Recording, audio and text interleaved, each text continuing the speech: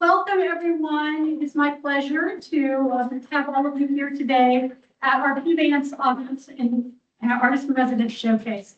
I'm Dr. Angela Bolte. I'm Assistant Dean of Lloyd International Honors College. And one of the things that I get to do in my job is I get to mentor our artists in residence. What I'd like to do before we get started and talk a little bit more about the Artist in Residence program is I'd like to introduce our Dean, Dr. Kim Peterson, and she's going to say a few words.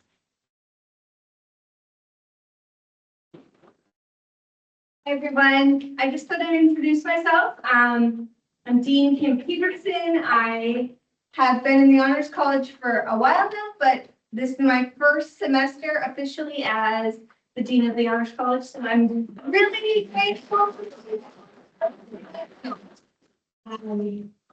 So about a little bit about the program. Last year was the first time that I'd ever attended one of these, and I was just blown away by how cool the projects were. And from what I've seen outside, the projects are just as neat this year. I love the sort of open-ended, creative, like juices that y'all are able to apply. It's a really, really, really cool opportunity. And thanks to Angela and the staff and the Honors College and all the students who are helping with this event to pull it off. It should be a really wonderful night. Thanks for coming.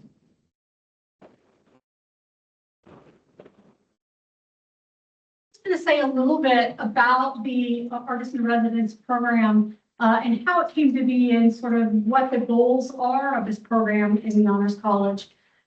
So about a dozen years ago or so, our dean at the time, the founding dean of the Honors College, Dr. Jerry Pubantz, for whom this program is named after, came to me with an idea about creating an artist in residence program for our honors students. And what the goal really was to allow any student, it didn't matter what their major was, but to have any student that had a particular passion in a subject and had an idea of a project that they wanted to work on, to have the opportunity to do that with some support from the Honors College financially. And so we've worked very hard, mostly with ERSCO, our undergraduate research and creativity program, to develop this program, because we work hand in hand with them on doing things like, paying for the supplies that the students get, and they're very important to us. And that partnership is one that we've had since the very beginning. We really wanted to have it be open to any student. I know a lot of our students are arts majors, but not always. And some of them chose to do different work than what their major is. Just to have that ability to do a passion project, we wanted to really have the opportunity to do that for students. Each one of the students has a faculty or staff mentor. And if any of you are here, you want to raise your hand and we'll give you a big round of applause.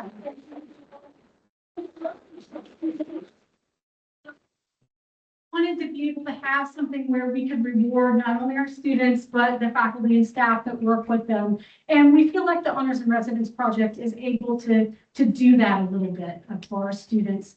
And certainly without their help assisting the students, we couldn't do that. I cannot fully mentor these students.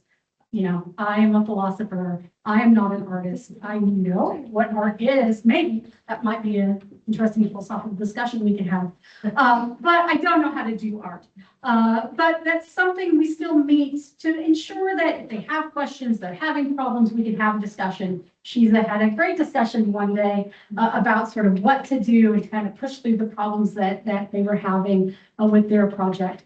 So it really is a nice way for students to develop stronger relationships with their faculty, but also with the Honors College. And we really hope that it's a great experience for all of you. And we always love this, particularly this showcase is really a wonderful way for students to show what they've been doing to their family and their friends and their colleagues. So with no further ado, we will turn it over to our first artist in residence, and that is Sophia Weaver. And Sophia is an emerging interior designer who explores sustainability through creative furniture reuse. And her project transforms existing pieces into functional new designs, highlighting the value of thoughtful reinvention.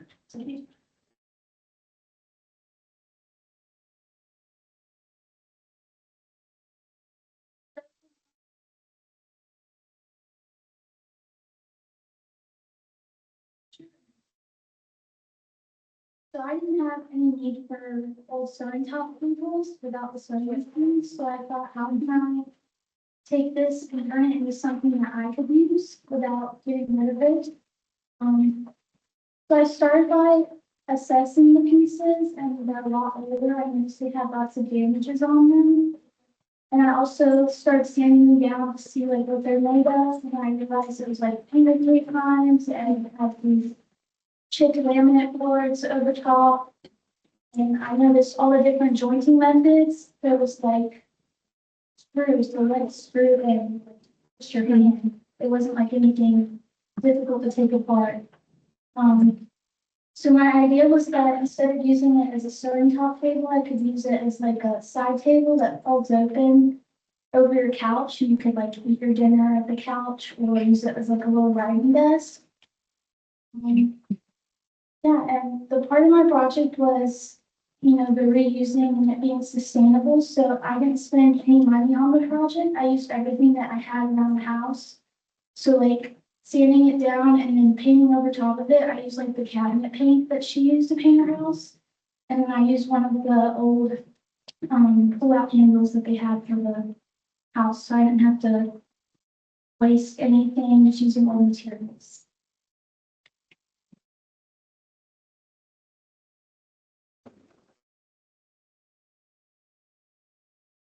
Thank you, Sophia. She was very nervous. She did a great job.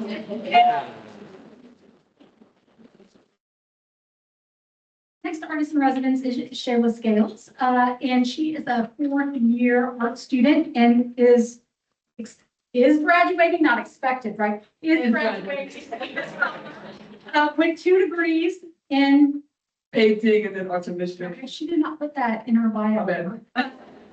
She is very excited to share this work with you, and how she back.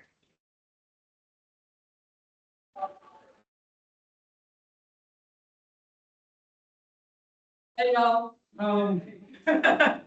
So I do have notes because I have a lot to say and I forget a lot of it or I just ramble. So this is a Southern love letter. I'm super excited and happy to present my work to you this evening. It will be professional and hopefully a fun presentation. I'm a big believer in bringing comfortability to museums and in high art places like this. So I'll be speaking like myself, but to respect to the work that I put in and people who came out to see me, I'll be articulate for you guys. I just want to work. I'm gonna look and sound like this, okay? Because my idea for my moving frame was like rocket science, and it was not easy to communicate this. Trying to describe this to turn into this was literally the hardest thing I ever done. But Sebastian and me have been working through it since November. He is the woodshop professor, and I hope that you can see that work. So my idea for this project started during my time abroad in Italy. I was surrounded by Catholic churches and huge cathedrals. In these places, there's art everywhere. It covers the church. The churches look like this so that people they brought in to convert could not think around the sculpture. If your mind is so filled with what surrounds you, you won't be able to question it. You will see in my grandma's painting, there's negative space and areas that have not been touched on the frame because I wanted to give rest to the viewer. In a world that is weaponizing the Bible against our neighbors, I wanted to show that it's not only white supremacy and not just about the 1%. So seeing all of these beautiful reliefs and master paintings, I thought, well, I should do this, but I shouldn't do it in relation. I should do it in relation to my culture because I'm not Catholic and I'm not European. I asked myself what it would look like reflected in the Black Southern Christian community. I started brainstorming and thinking about this. I got very stumped. My knowledge only went to European art and Western ideals. And I also realized I didn't know many Black artists and I barely knew Black people. So I started interviewing Black artists within North Carolina. I literally went on the internet and I looked up famous Black artists. I emailed many people, 2 of those people being Nick Cage and Kennedy Wiley. My idea is I shoot for stars and I see where it lands. And that's what I did. Then I searched people specifically in North Carolina because I wanted artists that had similar experiences to mine and they were more accessible. So the first 5 people, my bad. I interviewed these artists last semester. Kozar and Mr. Roy Cooper, I met here in the Weatherspoon when they were talking about their group Chop Shop. Yeah, I included them because that conversation was very impactful to this research. Each time I interviewed an artist, it went on for 30 to 40 minutes. Some went for an hour. I researched them and their work, then wrote about 5 questions for them. I don't plan to go on detail because those interviews became a safe space for them to talk freely about their Black art experience and for me as well. It is important to acknowledge them because they have paved the way for this project and the depth of knowledge behind it.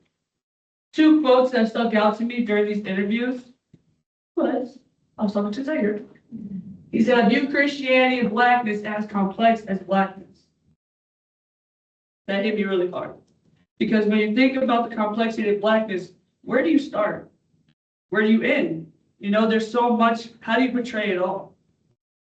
I accepted this challenge with my plush couch painting. I did not paint her with just browns and whites. I used yellow, pink, purple, red, green, blue, the whole 9 yards. The deep parts of her are not black, they're actually purple. Because when you see people paint Black people that are not POCs, they tend to use a monochrome palette, and I wanted to show that it's not just browns or yellows or whites. The second quote is from Roy Carter. I am dedicated to the American conversation, trying to show everyone that slavery is not a Black subject, it is supremacy and oppression. My frame accepts this challenge. I am adding to the American conversation, and I'm showing what a Black Southern household feels like. So this is the progress of the frame. Many people have asked me, where did I get the frame? Where did I get everything from? I made the frame. I did all the carvings, all the relief, all the staining, help Sebastian. I was just kind of there like, where do I drill this? Yes, this is the progress of it. I just like to show the progress because it's not very linear and it's also very difficult. I've been working on this since probably November, and I literally just put the final touches on it Tuesday. So, right. The portrait of my grandma in the frame, you might recognize her sitting position. My grandma is posed like Madonna and Child. This design you will see in the frame is from her wooden chairs in the kitchen, and I can remember them since I was younger. I also felt like a lot of Southern households had real wooden furniture, so this was important for me to add.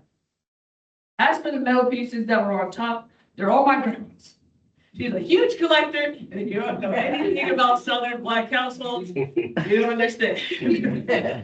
But they literally cover the house, and it was important for me to show them. Also, the frame, it moves in and out. There are going to be 2 handles. If you're interested in seeing that after, I'll show you. And it forms a triptych. My Kayla painting, which is the plush painting, is inspired by Olympia by Edward Monet, and the portrait of Madeline painted by Murray. It's also the Baroque period in terms of lighting. According to Women's Art Tour, the Louvre has 460,000 exhibits, and only 663 of those have been contributed by women artists. Now, think about how many of those are women of color. I wanted to make a nude of a Black woman, but more because now this is a painting of a Black woman by a Black woman. I hope when you look at this painting, you see the differences and complexity that I painted in relation to this topic. In this painting, I'm giving back her power with the gaze of Olympia, the covering of her body, and the resting position of her pose. She is on a soft, plush couch in the dark, candlelit room. Her face is neutral, not sad, not angry, because somebody asked me why she was sad. She is not. She is soft, powerful, and her presence is heavy with peace. I'm showing the power Black women hold without the struggle. I genuinely want to thank everybody that came out to see me, everybody that made this possible. I'm very thankful.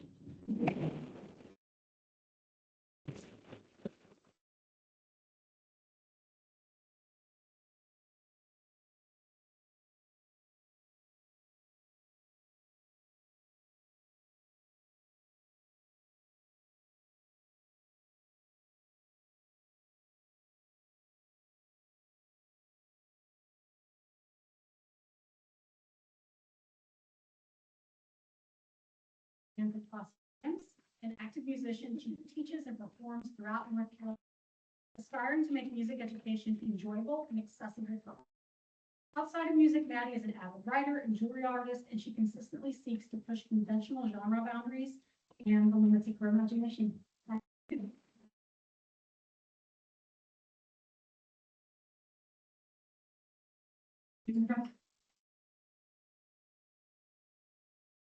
Good evening, everybody. Again, I am Maddie, and tonight I'm going to be taking you through the process of making Apotheosis, my multimedia narrative. So before I get into the creative inspirations and the process behind the story, I'd like to give you a brief synopsis of what the story is about. So Apotheosis spans a couple of genres, incorporating both traditional narration and then elements such as photography, visual art, jewelry art, and fictionalized Python code. The story centralizes on sentient AI Noe, who grapples with the destruction of the world that she inadvertently caused, her place in it, and the lost memories of the people she cared about. The story is structured as your typical like 3-act narration, but it does jump frequently throughout time and space.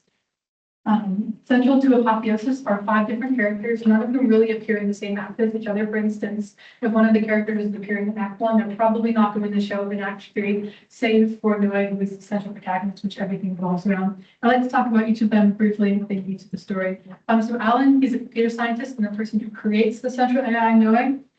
He's only really present in Act 1. Along with him, his niece Vi is present in the first act of the story. She's a jewelry artist. And all of the art that I created for Apotheosis has an in-narrative explanation. And so that's what she does in the story. She creates the art that's present here.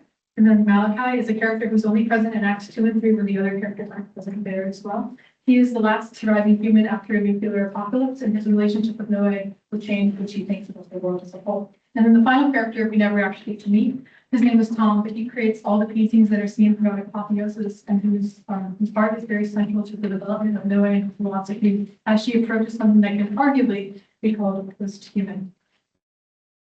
So the greatest question that I got when I was making Apotheosis, and even now today, is Maddie, why wouldn't you just write a novel? Why incorporate all these different elements into the thing? You're not a visual artist, you're a musician. Well, I have a couple different reasons for that, both in universe and out of it. So as I mentioned before, each element within the story is tied to a particular character. For instance, Vi and her jewelry, and Tom and his paintings, that's an example. He's an abstract impressionist, and I tried to poke at that, even though I am not a visual artist myself. The photography that's in the story, while not connected to any one of the characters in particular, serves as a connecting thread between the time skips that happen within Apotheosis and the characters. I wanted the story to be slightly difficult to read, but easy to understand, and to cause the viewer to question their own beliefs about AI and what art means to it. And then for me, as an artist, I wanted to challenge myself. Again, I'm a music major, and this is something completely out of my wheelhouse. And so when I was creating Apotheosis, I'm like, what's a bit of a stretch when I'm trying to create art? What can I do that I think I can't do now? And I'm going to try to shoot for that as much as I can. So there are a couple different themes central to the narrative that I'd like to discuss. The first of which is art and the human experience. I believe that art is fundamental to who we are as human beings, rooted in emotion and experience. It connects people and is essential to the development of every culture and human history, as well as the empathy that we as humans experience. And then off of this, I wanted to discuss an AI and what it truly means to be sentient. Like what happens if creatures sentient and how do we know? That's the thing that's explained throughout Apotheosis. As you can see in this screenshot here, this is from the beginning of the story where the characters are first being created and introduced. And something that I'd like to highlight is that the Python code is only really present in the first act and end of the story to reflect the character Noe's growth as she grows and experiences more of those human emotions, as opposed to a character that only really experiences fictionalized Python, quote unquote, code. One more theme that I'd like to point out is the role of AI in art. And I think this is probably the most controversial portion of my project. In recent years, we've seen AI completely blow up and have connections with the art world. It brings up several different questions. The first surface level of which is economic. What impact will AI have on art? Will it put us out of a job? Will artists start to create with AI or something unforeseen in the future? And it also has a couple philosophical implications. If art is fundamental to the human experience, I ask in Apotheosis, what does it mean for a non-human character to create art? Does that change what it means to be human? Does that make the character human? I do not seek to answer these questions per se, but I hope to engage the viewer with the dialogue with the story of what it is about. And then one like small little theme is obsession and the dangers of perfectionism. This always seems to find itself into my work. Since every character is an artist, they also struggle with perfectionism. I feel like that's a very common human experience, especially for those of us who are creative people. And where do we draw that line between enough is enough and continuing to push the boundaries of our artistry? I had many different inspirations for this project, but I would like to highlight a few of them now. The first and foremost of this is actually a musical piece. Apotheosis of this Earth by Carol Husa served as my main inspiration for the story of Apotheosis. Carol Husa wrote this piece in 1971, and while he was writing it, he wanted to reflect what humans have done to the planet Earth through means of climate change and capital greed. And so when I was playing this piece last year in 2025, today actually, and the UNC Greensboro Symphonic Band, it got me thinking. And I thought to myself, what would this look like if it was a story instead of a musical piece? And instead of being about climate change specifically, but if I made it about AI, something more contemporary thing, not that climate change definitely is, but something that 2025 is like, this is a new thing, this is a new controversial topic. And then a few other inspirations for this project are largely philosophical. When I brought up this project back in October to my mentor, Dr. Bottenberg, she's like, Maddie, I have a couple of resources for you that I think you should go read and check out. And all of these here, the transhumanism one, especially as well as the works on utilitarianism and deontology, helped influence my beliefs around AI and also the character's beliefs around how she would deal with ethical dilemmas. So I had a very long and meandering creative journey with Apotheosis, one that is not finished to this day. I'm a huge believer in always coming back to your old works, and maybe a couple of years in the future, I'll come back to this project down the line and view it from fresh eyes. So when I was first beginning this project in April, right after the Symphonic Band concert that I just mentioned, I was doing something completely separate. I was looking at photos of neurons and then connections between like computer networks.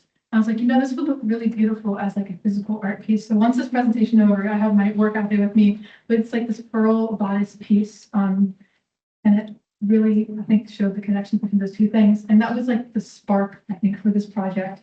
I was like, what if there was an artist who also did this, but it was also about AI? And so I started to weave those pieces together. And I was creating the art for this project before I even had the character sketches. I was working on those throughout the summer, and I had a rough outline of the plot by about the end of July.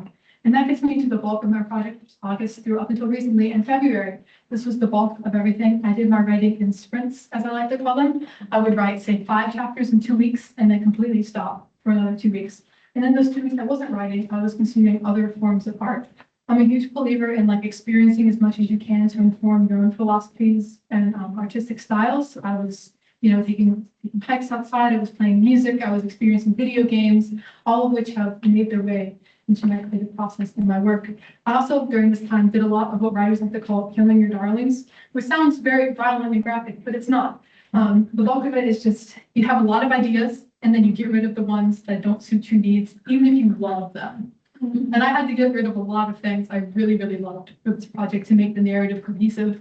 For instance, about this time in the middle of the project, I was like, it'd be really cool if I made some original compositions for Apotheosis. And then I get into it and I start working on them and I start realizing how much audio processing takes, how much time, energy, and money that takes. And I was like, I'm going to stick to the narrative element and maybe do that as a separate project down the line. And so as I kept doing this project, I did a little more of that. I scrapped a couple characters here and there, I scrapped a couple ideas. Originally, the project was only going to center around 3 characters instead of 5.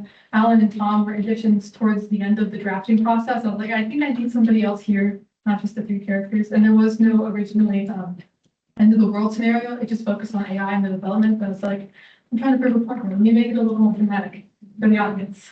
And that brings me to where I am now in the March-April period, which is showing my work to folks and getting a lot of feedback.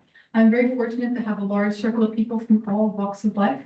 So in my peer review process, as I like to call it, I sent it out to a lot of different people from all different backgrounds. I have had people from the arts world look at it, biologists, computer scientists, teachers, and they all helped me get feedback, particularly on the pipeline code. I just like to mention I showed it to a computer science person, and he was like, Maddie, you kind of know what you're talking about, but like, you could do better. I'm like, you're right. And I think that's something I can definitely do in the editing process. I'm still in that editing process, working on some of the grammatical and narrative editing as I start to wrap up.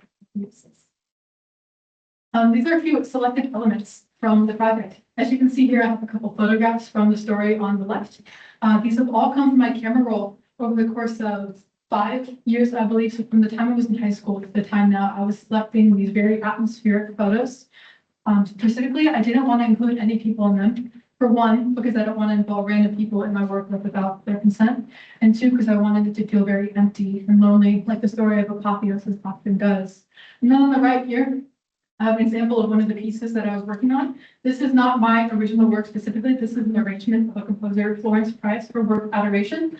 But in the story, the original draft of the story, the work Adoration is very important to the main character, which in later drafts was replaced by the paintings of Tom.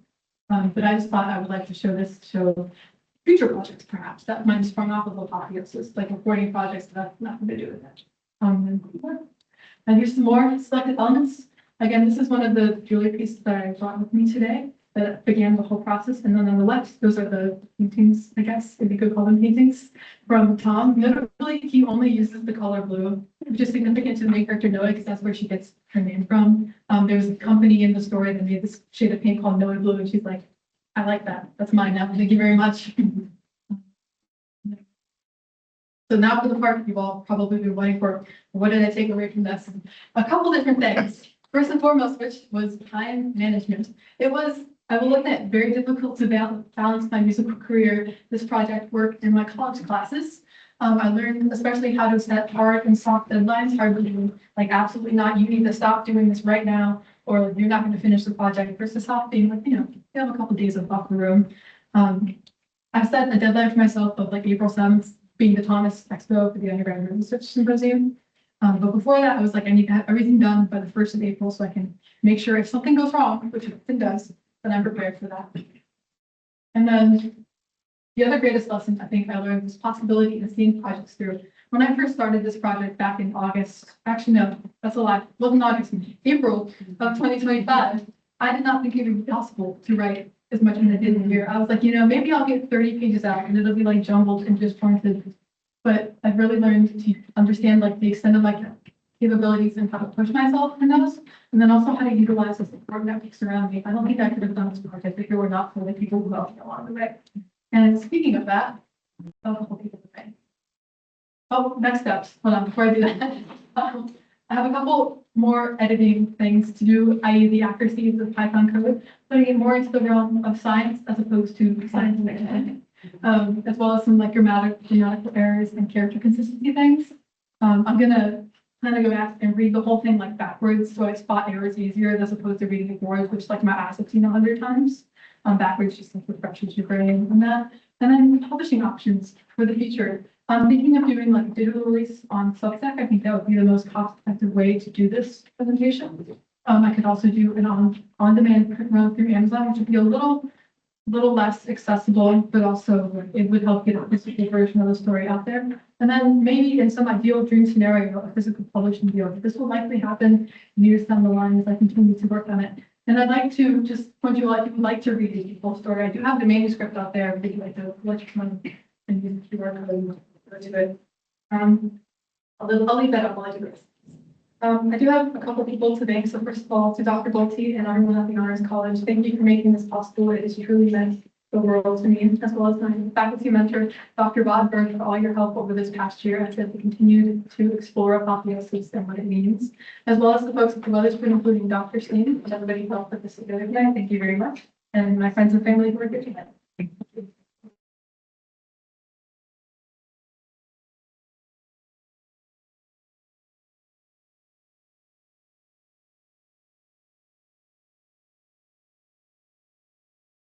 Center thing is Shiza Karam. Shiza is a senior majoring in archaeology, and she's double majoring in global languages and communities and double minoring in Islamic studies and classical studies.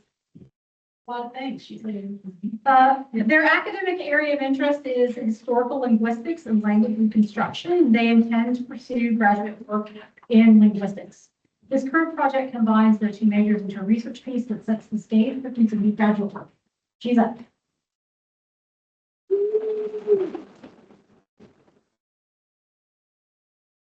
Hi, everybody. My work is called The Right Way, Reevaluating Writing Systems on Palm Leaves.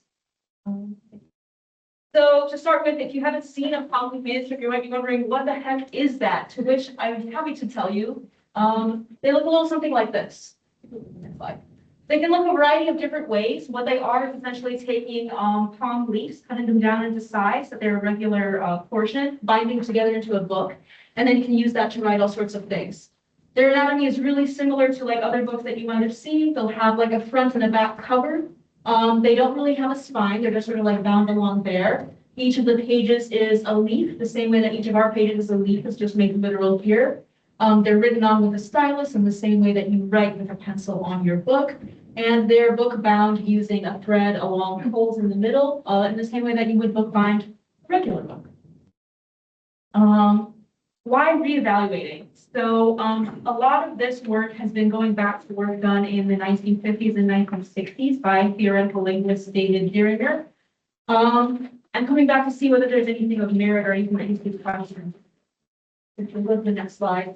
He comes out with a really popular theory that then disseminates everywhere into pop culture and pop science, from videos to text. And this is a sort of compilation of what we see when it comes to pop science videos. Some people love these videos. Just look at the first three minutes of that. It's styles, not that stylus.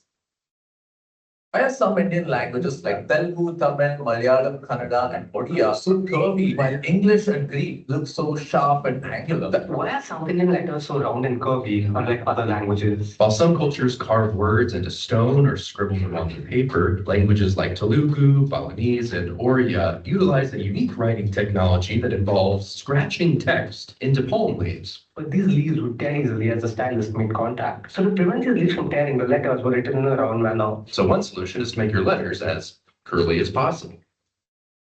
And because of the venation of the palm leaves, sometimes when writers use straight or angular character, they used to end up cutting the leaves. The writers end up using these curvy characters. अभी palm leaves बहुत पतली और soft होती थी मैं अगर straight lines लिखते तो ये फट जाती थी And so when writing this way, long and sharp angular letters tend to split the leaf, which makes it really difficult to read.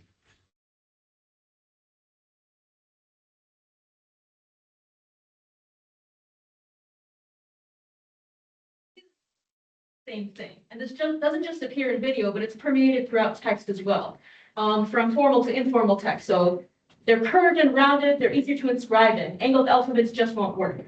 And you'll see this, next slide, over and next slide, and over and next slide, and over again. So in summary, this theory states a few central points. Earlier alphabets are directly an adaptation to writing on palm leaves. Alphabet shape is a technology we developed based on whatever material we're writing with. Straight lines damage palm leaves, and so people don't use them in the alphabets of South Asia. Next slide, please. This theory is really widespread because of a few things. It's appealing, it's intuitive, it seems to make sense when you hear it. It doesn't really seem, nothing really jumps out as being false. It's easy to explain and it's easy to accept. But there's one problem with this theory. It's wrong. So, where are palm leaves made? There's a pretty huge range of production from North India all the way down to Malaysia, Indonesia, and South China. Next slide, please. This is a really wide geographic range, and so there's a wide variety of traditions as well. Writing will look different from North India to Tamil to Cambodia. Next slide. And this is a sort of close-up of those alphabets. You can see just how varied they are in terms of letter shape, in terms of style of writing, in terms of slants and angles. There's a lot going on. And so this is a really big theory to try to sum up a huge body of language. You'll also notice one thing if you pay close attention, which is that there's also two varieties of ways that people are writing, not just in terms of the scripts they're using, but in terms of methods of production. So on the left for you guys over here, you'll see that they're just writing it on top of the palm leaf. They're not actually scratching it in. So if you're just using ink, then there's no issues with the palm fibers at all. But if we take it at its word and follow where it's scratched in, you'll see that it's inscribed into the actual material itself, and then a pigment is rubbed on top, and then when it's rubbed away, it stays into those lines. So there's two different production mechanisms. In terms of how these things are made, there's a chain of repertoire, sort of like a flow chart of how you go from step to step to step. It starts with like the harvesting and the actual like initial processing. Then they go through another little processing stage where things are boiled together in water with some herbs to like help make them softer and more palatable. Then they're straightened and dried out. Then a secondary processing phase where they're dried, pressed, and made really flat so that they can be written upon. And then a final stage where you're actually writing in these things. So then for the next slide, where I enter this phase is that red star you see over there. So I'm just doing this last part of the production mechanism, where I'm actually doing the inscribing and writing itself. So which brings me to my project. What is my project? I decided that in order to evaluate this, I needed to go about this by testing this theory by using the two different alphabet scripts. So I could test it using a South Asian alphabet script and their lettering, take it at its word, do the actual inscribing itself, focus on that as a production mechanism, and then use the English alphabet to see how that holds up on this material. So ideally, at the end of this, I would have manuscript A in a South Asian script and then manuscript B in an English alphabet script. And that is exactly what I did. Here they are. For my findings, first of all, this at the top is possible. So over here, I have the original script of Beowulf, an 8th century script from around the same time period as the oldest surviving palm leaf manuscript that we have from the University of Columbia Public Library. Next slide, please. Not only did I find that the English alphabet is perfectly possible to make on this material, but it's actually easier to make than any of the Hindi alphabet scripts. Because seeing on this graph here, when you make straight lines, you use the most force when you're cutting down across the palm leaf. When you're doing a horizontal line, that's exactly the way the fibers want to go. So that's the easiest type of line you can make. But on curve, you have to change the force that you're using at every single point along the curve. So the curvier your letter, the harder it is to make in this material. And the smaller your curve, the more rapidly you have to do that kind of adjustment. So not only is this theory from the 1950s false, it's also exactly opposite in its assertions. Why does this matter? Great question. First of all, India and the South Asian region is one of the earliest cradles of languages and civilizations in the world. The Indus script is emerging around the same time as Egyptian and Akkadian, maybe even a little bit earlier, even though it doesn't have any descendants into the current modern day. And next slide, please. It remains one of the most linguistically diverse areas on Earth today.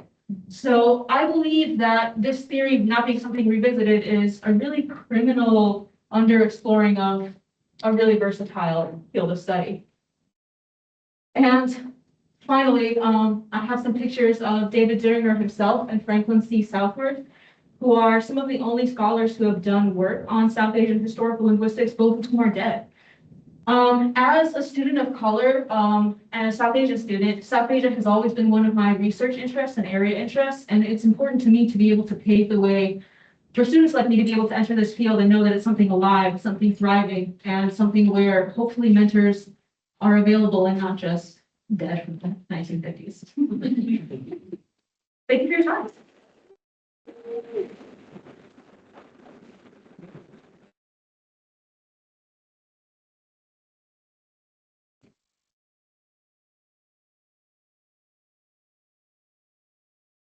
You would join me. Let's give all of our artists and residents.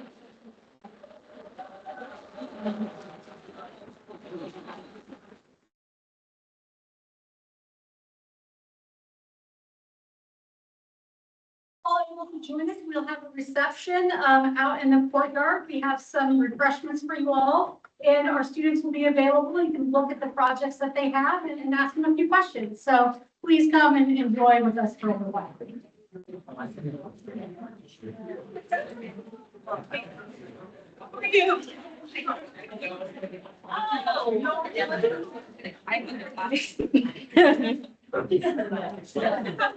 forgot that you said you were one year.